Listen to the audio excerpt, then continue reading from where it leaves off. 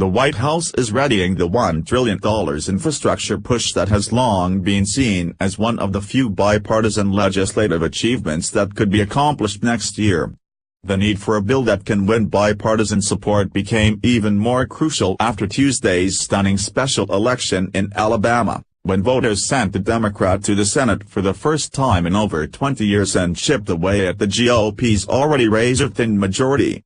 But President Trump's infrastructure approach has so far run into resistance from congressional Democrats who are disappointed that they have not been included in the bill-writing process, casting doubts on whether they will come to the table in the infrastructure debate next year. Unfortunately, there hasn't been much bipartisanship lately, said Senator Bill Nelson, the Florida ranking member on the Commerce, Science and Transportation Committee. Few outside of the administration actually know what's going to be in the president's plan, whether they will include highly controversial provisions, or how it will be paid for.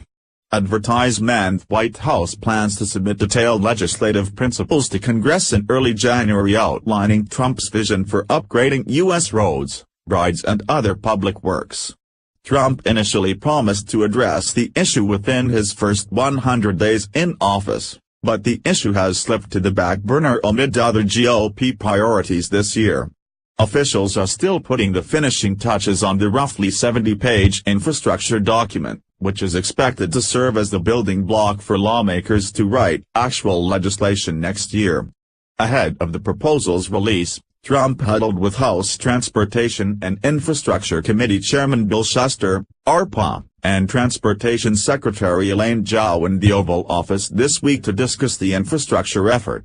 The administration has long said it wants to use $200 billion in federal seed money, along with significant permit reform and other incentives, to leverage $1 trillion worth of overall infrastructure investment in the country. Trump policy advisor DJ Gribbin said at an infrastructure event this week that the wide-ranging package will be divided into 4 categories: incentives for cities and states that raise their own revenue streams, block grants for rural areas, money for transformational projects and infrastructure financing programs.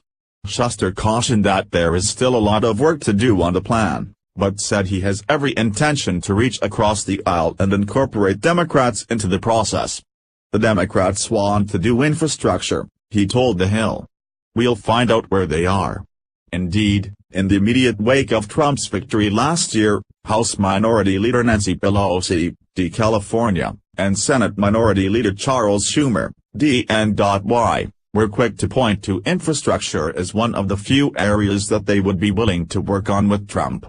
But Democrats have changed their tune as new details about the plan have emerged and as the Trump administration has proposed slashing funding for the Transportation Department and key infrastructure programs.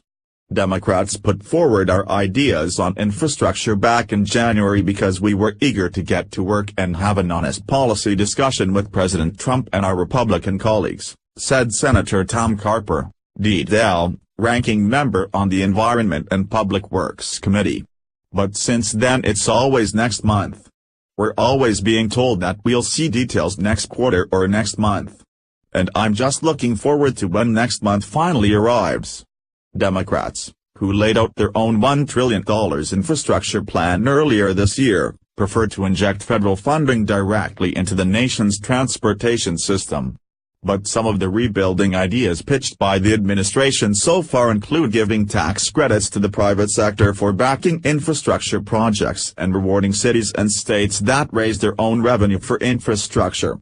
Democrats have slammed the public-private partnership model as a corporate giveaway that will only lead to more tollways, while they worry the administration's proposed local incentive program will pave the way for devolution, or eventually handing off all federal infrastructure duties to local governments. What is the plan? Until we see paper, I'm not convinced there is a plan, said Rep. Peter DeFazio, Dior, ranking member on the Transportation and Infrastructure Committee. I look forward to the president sending a proposal to Congress next month so we can finally see the emperor's new clothes. It also may be difficult for Democrats to pivot toward a bipartisan infrastructure deal after a year of ugly partisan fights over health care, taxes and other contentious issues. They are still facing a potentially bruising battle over immigration in the months ahead, and Trump has maintained a tumultuous relationship with Democratic leaders on Capitol Hill. Transportation advocates think the White House should have started with an infrastructure package right out of the gate. But now they worry it's too late to move a bipartisan proposal over the finish line. This year has been a missed opportunity for infrastructure, said former Transportation Secretary Rayla Hood, who co-chairs Building America's Future. If this Congress, the White House and the leadership had started out with the infrastructure and a way to pay for it, that bill would have been passed and hundreds of people would have been working on bridges and roads. 2018 is an election year, further complicating Trump's infrastructure agenda. Democrats may be reluctant to hand Trump a legislative victory next year, especially after it appears that both the House and Senate could be in play after the stunning Alabama Senate race. The White House's best shot at wooing Democrats could be to focus on vulnerable lawmakers who are up for re-election next year in states that Trump won. The administration could also include Democratic sweeteners like a gas tax hike in the bill, something Trump is still considering, despite resistance from Republicans. It's unclear whether the White House plans to host meetings or conduct other outreach with Democrats in the coming months to discuss the rebuilding effort. But some Democrats are already taking matters into their own hands. Rep. Elizabeth Esty, D. Connecticut, a member of the Congressional Problem Solvers Caucus, is helping the group craft a bipartisan infrastructure report that they hope will be incorporated into Trump's plan.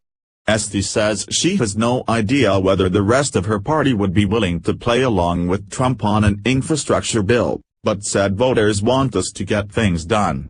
I will support the president where I think he's right and oppose him where he's wrong, but I want to be working on things that do the people's business, Esty told The Hill. This is an area for common ground. It ought to be Team America, not Red Team versus Blue Team.